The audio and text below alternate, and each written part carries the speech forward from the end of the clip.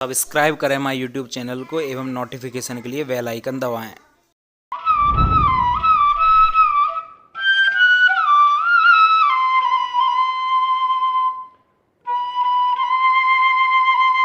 कल की last class में हमने AAOS के बारे में जाना था, RS नोमेनक्लेचर के बारे में थोड़ा सा पढ़ लिया था, एनेंशियोमर के बारे में भी देखा था।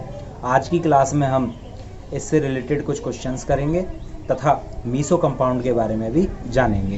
रिलेशनशिप बेस्ड क्वेश्चन में मेरे पास एक कंपाउंड है A और एक कंपाउंड है B। अब इन दोनों कंपाउंडों को यदि अपन ध्यान से देखें तो मॉलिक्यूलर फॉर्मूला बिल्कुल सेम है आपस में सभी, और ये दोनों कंपाउंड एक दूसरे के क्या है, मिरर इमेज हैं, दर्पण प्रतिबिंब में। अब इस कंपाउंड में यदि हम ध्यान से देखें, अभी तक हमने ये सीख लिया था कि एनेंशियोमर सिंगल कायरल सेंटर में कैसे देखते कि वे कंपाउंड जो एक दूसरे के दर्पण प्रतिबिंब होते हैं, मिरर इमेज होते हैं और उनमें सिंगल कायरल सेंटर पाया जाता है, वो एनेंशियोमर कहलाते हैं।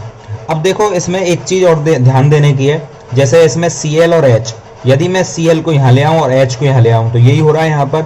मतलब यहाँ पर क्या हो रहा है कि एटम को एक बार एक्सचेंज किया जा रहा है, एक बार एक्सचेंज, एक बार, 3 बार, 5 बार, 7 बार, यानी और विषम संख्या में एक्सचेंज किया जाए तो वहां पर क्या होता है, एनेंशियोमर हमको प्राप्त हो जाते हैं सिंगल कायरल सेंटर वाले कंपाउंड में। और यदि इवन संख्या में एक्सचेंज किया जाता है तो वहां पर कॉन्फ़िगरेशन चेंज हो जाता है मॉलिक्यूल का। देखो इसे क्वेश्चन के थ्रू देखते हैं हम। देखो अब मेरे पास 3 कंपाउंड हैं, A, B और C। अब इन तीनों कंपाउंडों में यदि ध्यान से देखा जाए तो सबसे पहले यहाँ पर CH3, Cl, H और PH, CH3, Cl, PH, H और यही इसमें है। तो इनका मॉलिक्यूलर फॉर्मूला तो कैसा होगा, समान होगा, एक समान। अब इस कंपाउंड में यदि देखें तो मैं CH3 को तो यहाँ ले जा चुका हूँ और Cl को यहाँ पर ले आया हूँ। तो एक बार मैंने कंपाउंड को क्या किया, एक्सचेंज कर दिया। मतलब इसमें CH3 यहाँ आ गया और Cl यहाँ आ गया। तो सिंगल बार एक्सचेंज करने पर एटम को वहां पर जो जोड़ा हमें प्राप्त होता है A एंड B, इनमें रिलेशनशिप किसका हो जाएगा, एनेंशियोमर का रिलेशनशिप इनमें निकल कर आएगा। तो सिंगल बार यदि किसी कंपाउंड को एक्सचेंज किया जाए तो उनमें रिलेशनशिप जो होता है वो एनेंशियोमर का होता है। अब मैं कंपाउंड B की बात करता हूं तो कंपाउंड B में क्या हो रहा है कि CH3 की जगह CH3 है, Cl नीचे आ चुका है और PH ऊपर आ चुका है और H अपनी जगह पर है।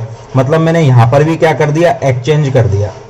तो B से मैं कहां पर गया, C पर। तो B से C पर जाने पर भी एक ही बार एक्सचेंज हुआ है, तो इसका मतलब यहां पर भी जो रिलेशनशिप आएगा वो किसका प्राप्त होगा मेरे को, एनेंशियोमर का। सिंगल बार एक्सचेंज करने पर जो रिलेशनशिप निकल के आता है वो एनेंशियोमर का होता है। अच्छा अब A और C की बात करते हैं। A से B हो गया, B से C हो गया। A से C में क्या रिलेशनशिप है, A एंड C। तो A और C में देखें तो CH3 जो मेरा नीचे यहाँ था वो कहाँ पहुँच चुका है, ऊपर। इसका मतलब मैंने पहला एक्सचेंज ये किया था कि CH3 ऊपर और Cl नीचे, और फिर उसके बाद Cl नीचे गया, PH ऊपर आया। तो यहाँ से यहाँ जाने पर मेरे को कितनी बार एक्सचेंज करना पड़ा मॉलिक्यूल को, 2 बार। पहला एक्सचेंज यहाँ पर और दूसरा फिर यहाँ पर। तो इस तरह से A से C तक जाने पर मेरे को मॉलिक्यूल 2 बार एटम्स को एक्सचेंज करना पड़ा। और जब इवन संख्या में एक्सचेंज करते हैं तो मॉलिक्यूल आइडेंटिकल प्राप्त होता है। तो मॉलिक्यूल क्या कहलाता है, वो आइडेंटिकल कहलाता है। इसे समझाने के लिए अपन एक चीज और देख सकते हैं, यहाँ पर इसका RS नोमेनक्लेचर कर लिया जाए। RS करने के लिए मैं क्या करूं, सबसे पहले सबसे हाईएस्ट एटॉमिक नंबर क्लोरीन को 1 दे देता हूं, फिर इसके बाद C6H5 ये 2 हो जाएगा,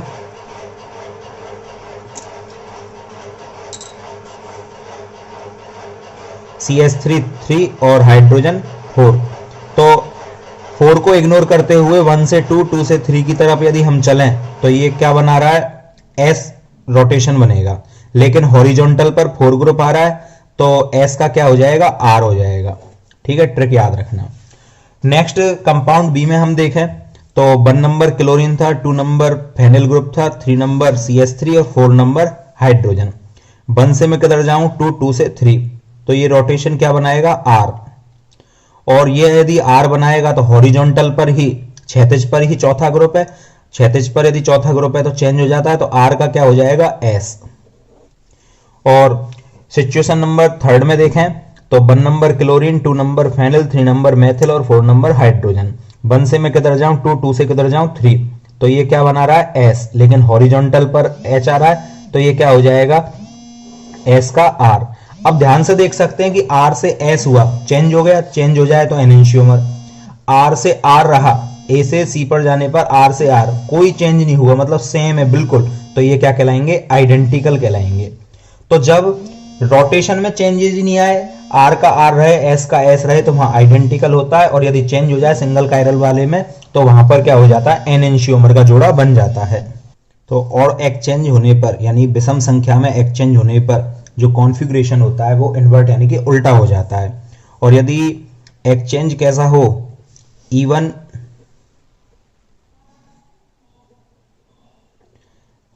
एक्सचेंज होता है तो इस सिचुएशन में क्या होता है कि कॉन्फ़िगरेशन जो होता है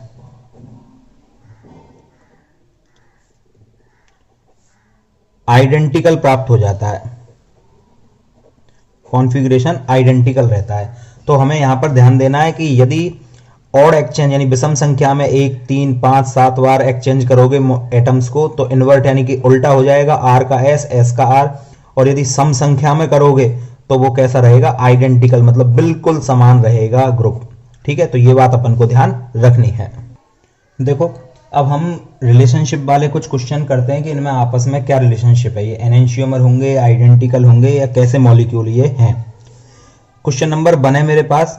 अब इस 1 में क्या हुआ है, मेरे पास ये जो CH3 Br H और Cl। सबसे पहला काम है कि मॉलिक्यूल को चेक करके देखना है कि सेम है या नहीं है मॉलिक्यूलर फॉर्मूला। दूसरा हमें देखना है कि वहां पर कायरल सेंटर है या नहीं है। तो देखो चारों ग्रुप अलग अलग हैं तो ये कार्बन कायरल सेंटर होगा। अब कायरल सेंटर है तो मैंने Br को यहां ले लिया और CH3 को यहां ले आया, मतलब मैंने सिंगल बार एक्सचेंज किया है। तो यहां पर वन टाइम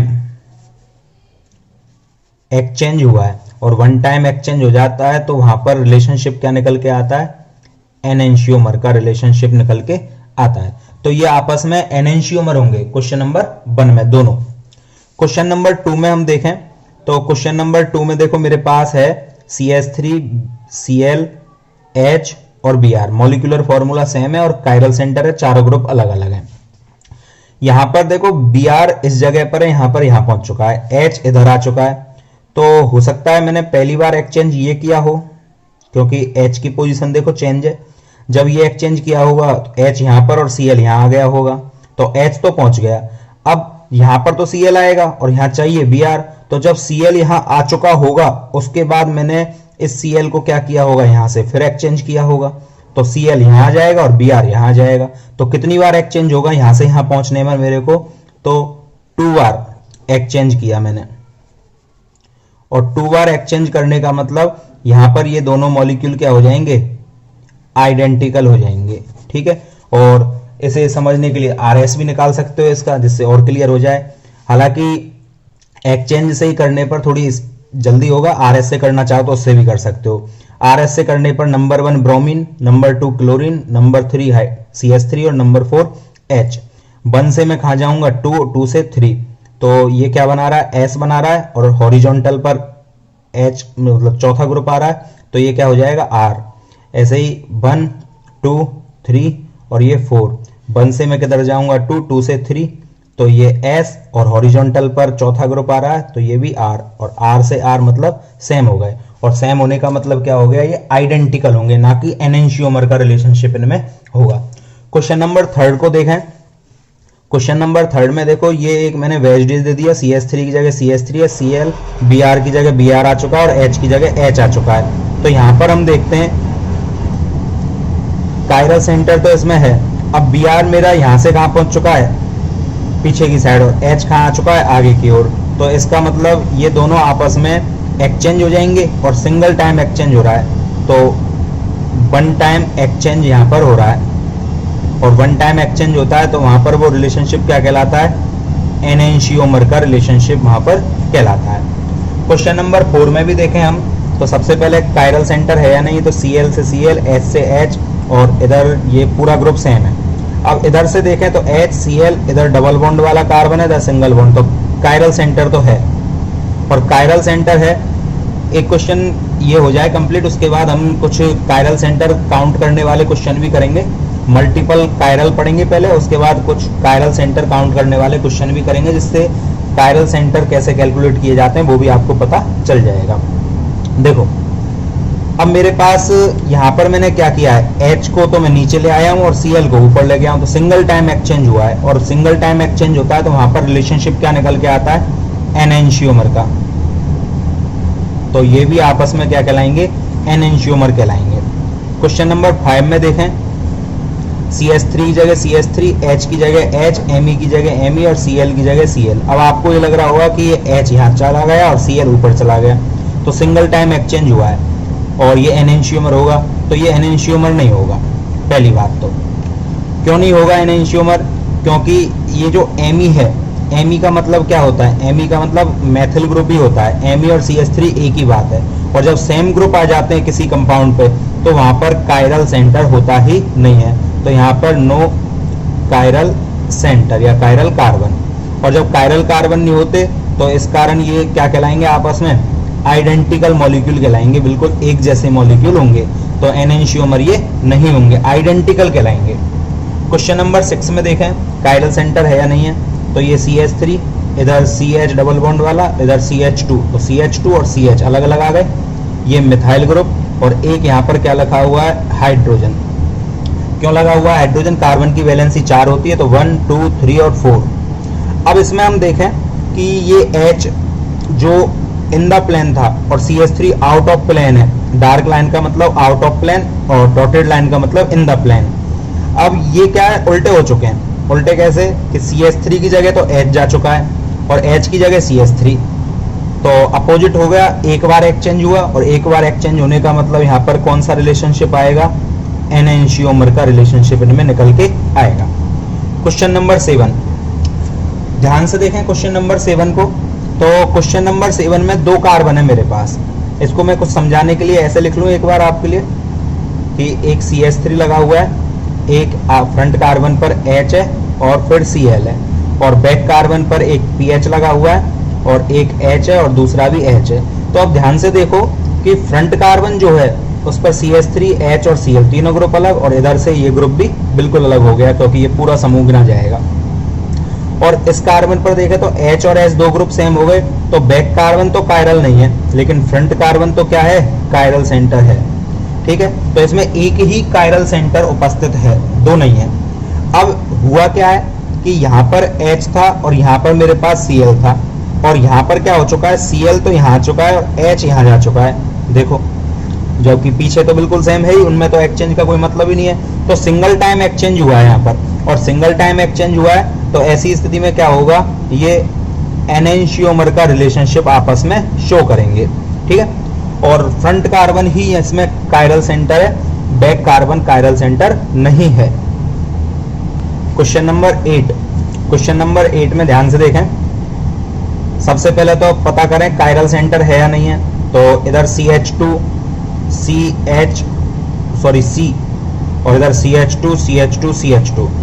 कार्बन की वैलेंसी 4 होती है, बॉन्ड प्लस हाइड्रोजन 4 होने चाहिए। यहाँ पर केवल 2 ही बॉन्ड दिखाई दे रहे हैं तो 2 हाइड्रोजन होंगे, यहाँ पर 1 2 3 और 4 बॉन्ड है तो एक ही कार्बन होगा, तो CH2C और यहाँ CH2 CH2 डिफरेंट ग्रुप हो गए, और एक हाइड्रोजन तो होगा ही होगा क्योंकि 1 2 3 बॉन्ड है तो एक हाइड्रोजन बचा, तो इसका मतलब कायरल सेंटर तो है। अब यहाँ देखें तो इसमें ध्यान से देखने पर ये मेरे पास CH3 1 बॉन्ड 2 बॉन्ड 3 बॉन्ड, तो एक यहाँ पर क्या होगा, हाइड्रोजन डार्क लाइन में, क्योंकि डॉटेड में CH3 आ गया इन द प्लेन, तो डार्क में आउट ऑफ प्लेन बाहर की ओर हाइड्रोजन आएगा, तो कायरल सेंटर तो है।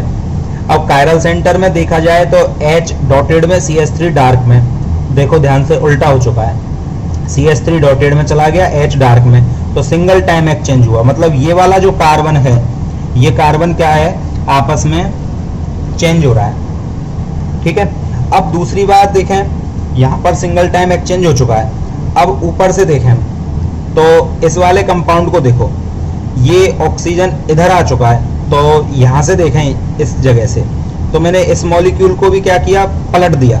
मतलब एक बार तो ये पलटने में आए और दूसरी बार ऊपर से पूरा मॉलिक्यूल पलट दिया, तो कितनी बार एक्सचेंज हुआ, 2 टाइम एक्सचेंज, 1 टाइम तो ये और दूसरी टाइम एक्सचेंज इनका हुआ है। मतलब ये पूरा ग्रुप इधर और ये वाला इधर, ध्यान से देखो ये इधर आ चुका है, तो यहाँ पर 2 टाइम एक्सचेंज हुए हैं,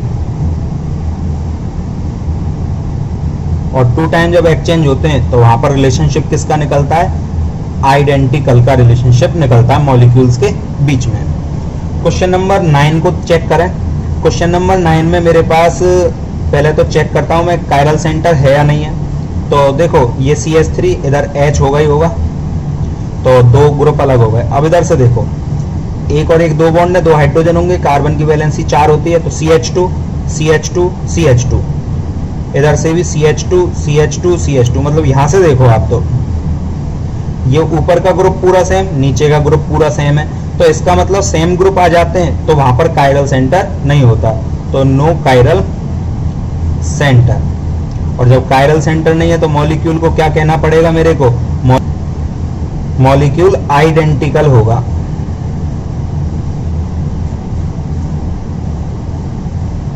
ठीक है, आइडेंटिकल का रिलेशनशिप यहां निकल के आएगा।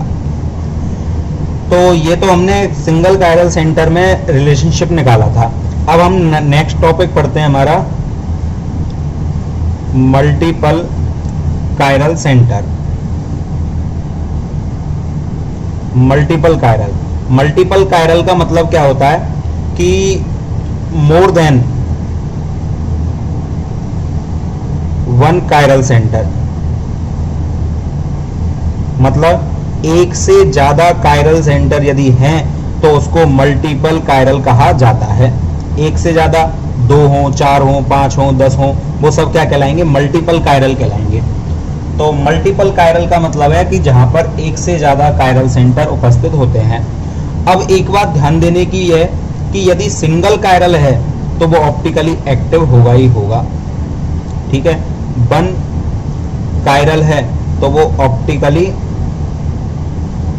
एक्टिव होगा। वो बात अलग है कि 2 D और L आपस में मिला दिए जाएं तो DL मिश्रण बन जाता है, पर सिंगल कायरल उपस्थित है तो वो ऑप्टिकली एक्टिव होगा। और यदि मल्टीपल कायरल हैं तो मल्टीपल कायरल होने पर ऑप्टिकली एक्टिव भी हो सकता है और इनएक्टिव भी हो सकता है।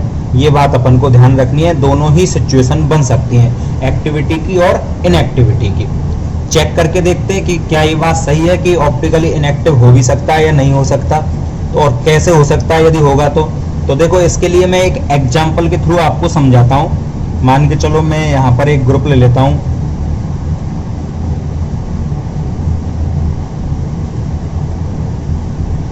अब पहले तो ये पता करें कि इसमें कायरल सेंटर है कितने।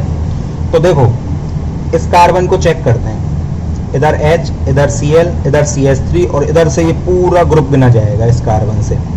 तो चारों ग्रुप अलग अलग हैं, इसका मतलब ये कार्बन क्या हो गया? कायरल हो गया। हिंदी में त्रिबिंब जनक केंद्र भी बोल देते हैं। इधर Cl, इधर H, इधर CH3, इधर से ये पूरा हो गया, तो ये कायरल हुआ। क्या ये दोनों कायरल कार्बन सेम नेचर के हैं? बिल्कुल आपस में समान। देखो, इधर से Cl, H, CH3 और ये पूरा ग्रुप, इधर से CH3, Cl, H और ये पूरा ग्रुप, तो सेम नेचर कायरल है ये। अब एक्चुअली इसमें ध्यान से यदि आप देखो तो यहां से एक क्या लग सकती है? प्लेन ऑफ सिमेट्री, POS लग रही है। Cl से Cl मिरर इमेज, H से H मिरर इमेज, CH3 से CH3 मिरर इमेज। अब POS यदि ये लग गई तो POS लगने के बाद क्या कभी POS, COS, AOS, AAOS कंपाउंडों में पाई जाए तो वहां सिमेट्री हो जाती है, और सिमेट्री हो गई तो वो ऑप्टिकली इनएक्टिव हो जाते हैं। तो ये कंपाउंड तो क्या हो जाएगा? Optically inactive. तो ये कंपाउंड क्या होगा? ऑप्टिकली इनएक्टिव हो जाएगा। और कंपाउंड ऑप्टिकली इनएक्टिव हो गया किसकी वजह से हुआ? POS की वजह से, प्लेन ऑफ सिमेट्री की वजह से। 2 कायरल सेंटर इसमें उपस्थित हैं। तो अब एक ध्यान से एक बात सुननी है कि ऐसे कंपाउंड जिनमें समान प्रकृति के 2 कायरल सेंटर हों, या फिर ये कहो ऐसे कंपाउंड जिनमें एक से ज्यादा कायरल सेंटर उपस्थित हों और उनमें कम से कम एक प्लेन ऑफ सिमेट्री पाई जाती है या सेंटर ऑफ सिमेट्री पाई जाती है या किसी भी प्रकार की सिमेट्री पाई जाती है, ऐसे कंपाउंडों को मीसो कंपाउंड के नाम से जाना जाता है। बहुत इंपॉर्टेंट है, 12th बोर्ड के अकॉर्डिंग भी बहुत इंपॉर्टेंट है डेफिनेशन। क्या कहा मैंने, ऐसे कंपाउंड जिनमें एक से ज्यादा कायरल सेंटर उपस्थित होते हों तथा उनमें एक axis of symmetry, plane of symmetry या फिर सेंटर ऑफ सिमेट्री या किसी भी प्रकार की सिमेट्री, मेनली पीओएस ही चेक करते हैं हम अधिकतर, लेकिन हो कोई भी सकती है, तो पीओएस सीओएस में से कुछ पाया जाता हो तो वो कंपाउंड ऑप्टिकली इनएक्टिव हो जाता है। ऐसे कंपाउंडों को मीसो कंपाउंड के नाम से जाना जाता है। ठीक है, तो more than one chiral centre present हो तो वे ऑप्टिकली इनएक्टिव हो जाते हैं, presence of POS and COS. ठीक है, ध्यान देना ये बात। अब बात करते हैं अपन कि मीसो कंपाउंड के बारे में जान लिया, तो ये ऑप्टिकली इनएक्टिव क्यों हो गया, क्या कारण रहा होगा कि ये ऑप्टिकली इनएक्टिव हो गया ये कंपाउंड। तो इसमें ध्यान देना है थोड़ा सा कि ये कंपाउंड मेरे पास, इसका आरएस करके देखते हैं, तो 1 नंबर क्लोरीन को मिलेगा, 2 नंबर पर ये कार्बन और इधर Cl, और 2 नंबर पर ये कार्बन से H, तो 2 नंबर इसको मिलेगा, 3 नंबर ऑब्वियसली CH3 को, और 4 नंबर हाइड्रोजन को। 1 से मैं किधर जाऊं, 2 3, तो ये क्या बना रहा है, S बना रहा है, इधर जा रहा हूं मैं S, और हॉरिजॉन्टल पर क्या आ रहा है 4, तो S का क्या हो जाएगा R। नीचे देखें 1 नंबर, ये मेरे पास 2 नंबर, सॉरी 2 नंबर ऊपर, ये 3 नंबर, तो 1 से मैं किधर जाऊंगा 2, तो ये क्या बना रहा है R बना रहा है, और हॉरिजॉन्टल पर चौथा ग्रुप आ गया, तो क्या हो जाएगा S। तो R और S दोनों एक ही में आ गए, मतलब अब मान के चलो एक यूं घूम रहा है तो दूसरा यूं घूम रहा है। अब इस सिचुएशन में क्या होगा कि एक तो रस्सी को इधर खींच रहा है, एक रस्सी को इधर खींच रहा है, मतलब एक तो कहे कि यूं घूमूंगा और एक कहे यूं घूमूंगा, तो ओवरऑल रोटेशन क्या हो जाएगा, उसका एंगल ऑफ रोटेशन कितना निकल के आएगा 0। तो एंगल ऑफ रोटेशन 0 होने के कारण वो कंपाउंड ना तो क्लॉकवाइज घूम पाएगा ना एंटी क्लॉकवाइज घूम पाएगा, और ओवरऑल रोटेशन उसका 0 हो जाएगा, और ओवरऑल रोटेशन 0 होने के कारण वो क्या हो जाएगा, इनएक्टिव हो जाएगा मॉलिक्यूल। अब एक चीज याद हो तो आपको मैंने वहां पर बताई थी सिंगल कायरल सेंटर में, कि जब मैंने एनेंशियोमर लिए थे तो हो सकता है एक एनेंशियोमर स्मॉल डी हो, डेक्स्ट्रोरोटेटरी दक्षिण ध्रुवन घूर्णक, तो उसका मिरर इमेज जो होगा वो लिवियो रोटेटरी होगा। इसका उल्टा भी हो सकता है कि एक एल है तो उसका मिरर इमेज डी होगा। उन दोनों को आपस में मिक्स कर दिया जाए तो डीएल मिक्सचर बना था, रेसेमिक मिश्रण, और रेसेमिक मिश्रण जो था वो ऑप्टिकली इनएक्टिव था क्योंकि उसमें दोनों ही उपस्थित थे, और उसको बोला था मैंने एक्सटर्नल कंपनसेशन। यहां पर क्या हो रहा है कि एक ही कंपाउंड है पूरा का पूरा, और एक ही कंपाउंड में आपस में एक उल्टा घूम रहा है, एक सीधा घूम रहा है, या एक क्लॉकवाइज घूम रहा है, एक एंटी क्लॉकवाइज घूम रहा है। तो इससे ओवरऑल जो रोटेशन है, एंगल ऑफ रोटेशन, वो क्या हो जाएगा 0 हो जाएगा, और एंगल ऑफ रोटेशन या ऑप्टिकल रोटेशन जो है वो 0 होने के कारण ये इनएक्टिव हो गया, और एक ही मॉलिक्यूल में होने के कारण इसको हम इंटरनल कंपनसेशन के नाम से जानते हैं, और वहां पर हमने इसको क्या कहा था, एक्सटर्नल कंपनसेशन के नाम से इसको कहा था। ठीक है, तो ये इंटरनल कंपनसेशन, जब एक ही मॉलिक्यूल में ऑप्टिकल इनएक्टिविटी आ जाती है अलग अलग रोटेशन के कारण, तो मीसो कंपाउंड में इंटरनल कंपनसेशन पाया जाता है, जबकि रेसेमिक मिश्रण में एक्सटर्नल कंपनसेशन पाया जाता है। अब कुछ क्वेश्चंस करते हैं जो हमें मीसो कंपाउंड पहचानने कि इनमें कौन ऑप्टिकली एक्टिव होगा, किस में मीसो होगा। चलो देखते हैं। क्वेश्चन नंबर 1 है मेरे पास। क्वेश्चन नंबर 1 में यहाँ से हम देखें तो CH3 Br से Br मिरर इमेज, S से H मिरर इमेज, CH3 से PH, ये मिरर इमेज नहीं बनेगा। कायरल तो है Br H PH और ये पूरा, और CH3 Br H और ये पूरा, तो कायरल तो हैं लेकिन POS नहीं है, तो POS नॉट अवेलेबल, और जब POS ही नहीं है तो मीजो का तो सवाल ही नहीं है, क्योंकि मीजो कंपाउंड जब ही होता है जब समान प्रकृति के कायरल कार्बन हो और उनमें कोई सिमेट्री पाई जाती हो। CH3 से CH3, Br से Br, S से S, बिल्कुल सेम नेचर कायरल है, समान प्रकृति के कायरल कार्बन है, तो यहाँ पर क्या लग जाएगी, POS लग जाएगी, और POS लग जाएगी तो ये कंपाउंड क्या होगा, मीसो हो जाएगा। ठीक है, तो ये कंपाउंड तो मीसो है। क्वेश्चन नंबर 3 में देखें। क्वेश्चन नंबर 3 में CH3 से CH, S से H और S से H, POS तो है लेकिन मीसो नहीं है। क्यों नहीं है, HH और HH कायरल कार्बन ही नहीं है, यहाँ पर नो कायरल सेंटर, कोई कायरल सेंटर ही अवेलेबल नहीं है कंपाउंड में। ठीक है, तो ये बात अपन को ध्यान रखनी है, कायरल सेंटर होगा या नहीं होगा। देखो एच एच सेम समान आ गए, और जब डिफरेंट डिफरेंट ग्रुप लगे होते हैं तो ही कायरल सेंटर होता है। क्वेश्चन नंबर 4 में देखें, क्वेश्चन नंबर 4 में हम इस कंपाउंड में यहां से देखो, ये कंपाउंड आधा इधर आधा इधर, ऐसा मत करना ये छोटा रह गया है बड़ा, ये बीच में से बिल्कुल स्केल से तो लाइन खींची नहीं। एच से एच मिरर इमेज, सीएल से सीएल मिरर इमेज, पीओएस तो है, पीओएस है। अब इसके बाद देखते हैं कायरल सेंटर है या नहीं, तो CH2 और इधर C केवल कार्बन, HC ये पूरा CH है, तो इधर दोनों साइड ग्रुप अलग अलग है, और जब ग्रुप अलग अलग होते हैं तो इस सिचुएशन में वहां पर मीसो कंपाउंड बन जाएगा। तो मीसो है, और मीसो है तो ऑप्टिकली इनएक्टिव होंगे, सभी मीसो इनएक्टिव ही होते हैं, ऑप्टिकली इनएक्टिव। ठीक है, क्वेश्चन नंबर 5 में चेक करते हैं। तो क्वेश्चन नंबर 5 में देखो, यहां से एक POS लग रही है, CH3 से CH3 मिरर इमेज, H से H मिरर इमेज, तो POS है, मीसो भी हो जाएगा।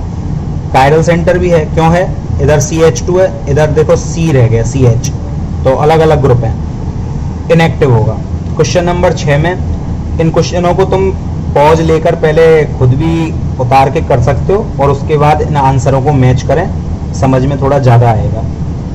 यदि मेरे साथ ही करोगे तो इस सिचुएशन में थोड़ी जल्दीबाजी भी हो जाती है और समझ में भी थोड़ा कम आता है। देखो यहाँ से अपन देखें कि इस कंपाउंड में मैं यहाँ से एक प्लेन लगा दूँ, तो यहाँ से प्लेन लगाने पर क्या होगा, H से H, Cl से Cl मिरर इमेज बन रहा है, मतलब POS तो है। कायरल सेंटर और चेक करते हैं, तो इस कार्बन को ध्यान से देखें, तो HCl, इधर CH2 यहां से यूं लगा के देख लो आप, तो ये देखो बिल्कुल सेम आ रहा है, और इधर से भी बिल्कुल सेम है, मतलब कायरल सेंटर या कायरल कार्बन अवेलेबल नहीं है। ठीक है, तो कायरल सेंटर ही नहीं है तो मीसो का तो कोई सवाल हो ही नहीं सकता, तो ये मीसो नहीं होगा। क्वेश्चन नंबर 7 में देखते हैं। क्वेश्चन नंबर 7 में क्या हो रहा है कि इस कंपाउंड में यहां से एक प्लेन ऑफ सिमेट्री लगाएं, POS, यहां से प्लेन ऑफ सिमेट्री लगाने पर H से H और Cl से Cl मिरर इमेज, और कायरल सेंटर चेक करो, इधर से तो C आ रहा है या CH आ रहा है, इधर से CH2, तो डिफरेंट है और सेम इस पर है, तो POS है, मीसो होगा क्योंकि कायरल सेंटर है, तो क्या हो जाएगा, इनएक्टिव। तो इनएक्टिव लिखने की जरूरत नहीं है क्योंकि मीसो होते ही इनएक्टिव तो अपने आप हो जाता है, ऑप्टिकली इनएक्टिव। इस कंपाउंड में देखें, यहां से देखो ध्यान से, CH3 से CH3 मिरर इमेज, H से H मिरर इमेज, और POS लग चुकी है। कायरल सेंटर और चेक कर लो, H CH3, इधर से CH और इधर से CH2, तो कायरल सेंटर भी है, इसका मतलब क्या होगा, मीसो होगा, और मीसो होगा तो इनएक्टिव होगा। क्वेश्चन नंबर 9 को देखें। क्वेश्चन नंबर 9 में यहां से हम एक POS लगा दें, H से H, Cl से Cl, कायरल सेंटर चेक करो, HCl, यहां से डिवाइड करके देखो एक बार, ये पूरा सेम आ रहा है और ये पूरा सेम कंपाउंड आ रहा है, और जब कंपाउंड बिल्कुल सेम हो जाते हैं तो वहां पर POS तो है लेकिन वो मीसो नहीं होगा। ठीक है, क्वेश्चन नंबर 10। क्वेश्चन नंबर 10 में देखें, CH3 पीछे CH3 और बिल्कुल सेंटर से कार्बन। मैं थोड़ा सा इसे अलग से ड्रॉ करके और बताता हूँ आपको समझाने के लिए, वैसे इतना इमेजिनेशन हो जाना चाहिए।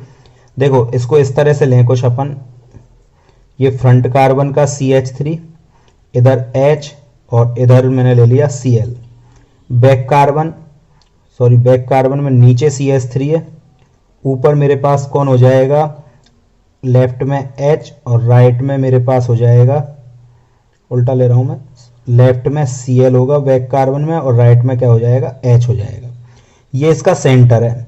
अब H से देखो सेंटर से समान दूरी और विपरीत दिशा में CH3 से CH3 और Cl से Cl, तो यहां पर देखने पर बिल्कुल साफ ये हो रहा है कि इसमें सेंटर ऑफ सिमेट्री लग रही है। सेंटर ऑफ सिमेट्री उपस्थित होने के कारण ये कंपाउंड क्या दर्शाएगा, COS दर्शाएगा, और मीसो तो होगा ही होगा। क्यों होगा? क्योंकि कायरल सेंटर भी है, CH3HCl और ये पूरा ग्रुप, तो मीसो भी होगा। और POS की जगह अब क्या आ चुकी है? सेंटर ऑफ सिमेट्री आ चुकी है यहाँ पर। क्वेश्चन नंबर 11 में देखते हैं। Cl से Cl, H से H, Br से Br, यहाँ से सीधी इसमें एक प्लेन लग जाएगी, ये मिरर इमेज बनाएंगे, तो POS तो है, और POS है। कायरल सेंटर चेक कर लो, कायरल सेंटर है या नहीं है, तो तीनों ये ग्रुप अलग और ये पूरा अलग, मीसो भी होगा। ठीक है। Question number 12। क्वेश्चन नंबर 12 में देखें, Cl के पीछे Cl, Br के पीछे Br, H के पीछे H, तो यो स्लाइस की तरह से काट दो बीच में से, और यहां से क्या लग जाएगी? एक POS लग जाएगी, और कायरल सेंटर है ही, तो POS है तो मीसो भी होगा, कायरल सेंटर भी है, इनएक्टिव तो हो ही जाएगा। क्वेश्चन नंबर 12 को देखें। क्वेश्चन नंबर 12 देखो, Cl से Cl केंद्र में से गया, Br से Br सेंटर में से गया, H से H, तो COS लग रही है यहां पर, और मीसो तो ये हो ही जाएगा। क्यों? क्योंकि 1 2 3 ग्रुप और ये पूरा ग्रुप अलग अलग। तो थोड़ा ध्यान से देखें इन क्वेश्चनों को, POS COS सभी चीज हमको चेक करके देखनी है। Question number 14। क्वेश्चन नंबर 14 में देखें हम कि ये इन द प्लेन है, ये वाला CH3, और ये वाला CH3 कैसा है? आउट ऑफ प्लेन, तो इसका मतलब H कैसा होगा? इन द प्लेन, और यहां पर H कैसा हो जाएगा? Out of plane. क्यों? कार्बन की वैलेंसी 4 होती है, तो एक CH3 तो दिया हुआ था, कुछ भी नहीं लिखा हुआ हो तो वहां CH3 होता है। ठीक है। अब यहां से हम POS लगाकर देखें तो POS का तो सवाल ही नहीं है, क्योंकि एक इन द प्लेन है, एक आउट ऑफ प्लेन है। COS चेक करते हैं तो COS सेंटर से निकलना चाहिए, सेंटर में सामने कोई ग्रुप नहीं है, तो इसका मतलब POS नहीं है, COS नहीं है। कायरल सेंटर इधर से CH3 H CH2 और ये CH, कायरल सेंटर तो है, कायरल सेंटर है, तो ये ऑप्टिकली एक्टिव हो जाएगा कंपाउंड। ठीक है, ये कंपाउंड ऑप्टिकली एक्टिव होगा। क्वेश्चन नंबर 15 को चेक करते हैं।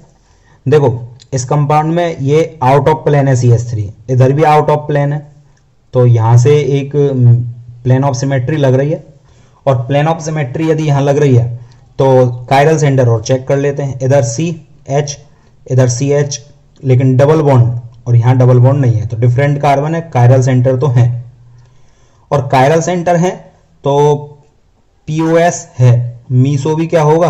हो जाएगा। नेक्स्ट क्वेश्चन में देखते हैं कि ये इन द प्लेन CH3 और ये आउट ऑफ प्लेन CH3, तो इस सिचुएशन में POS का तो कोई सवाल है ही नहीं, तो यहां पर POS नहीं लगेगी, क्योंकि मिरर इमेज नहीं बनेगी, एक अंदर की ओर जा रहा है और एक ऊपर की ओर आ रहा है CH3। कायरल सेंटर तो है, POS नहीं है, COS भी नहीं होगी क्योंकि वो सेंटर से जानी चाहिए, तो इस सिचुएशन में क्या हो जाएगा? ये मीसो नहीं होगा, तो ये क्या हो जाएगा? एक्टिव हो जाएगा ऑप्टिकली। ठीक है, तो इस तरह से हम मीसो कंपाउंड चेक करते हैं।